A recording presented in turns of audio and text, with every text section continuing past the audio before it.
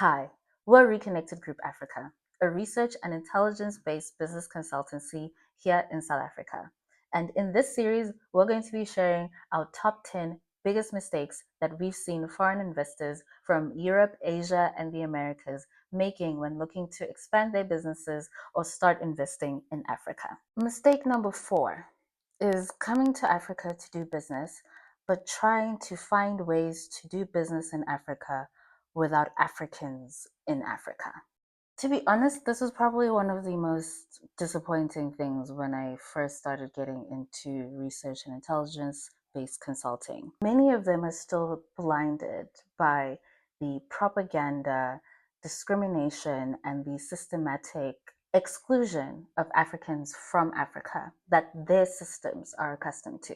So when they come to Africa and they find not only Africans that are content, they also find Africans and African regulatory bodies where there are standards for employment, standards for workplace treatment, standards for workers' benefits, for supply chains to be inclusive of local businesses. And that bothers a lot of foreign investors and executives because where they come from, Africans in Africa are not human beings. You're props, you're characters in a story, in the fables that the historians wrote about the continent. So when they come to the continent, they structure their deals, use clever contract language in a way that is extractive and limiting and often even demeaning. Even some of them will come to Africa, the place full of Africans, and specifically ask to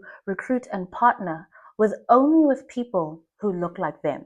But you know what happens to those businesses? They fail. Don't let them trick you.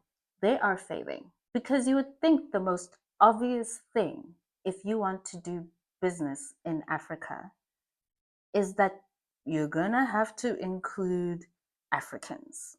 And the ones who don't get caught up funding and actively participating in separatist politics, funding discriminatory policies, and spending so much money on trying to dehumanize, dismantle, and degrade the system that Africans in Africa have fought extremely hard for. What we advise those people to do?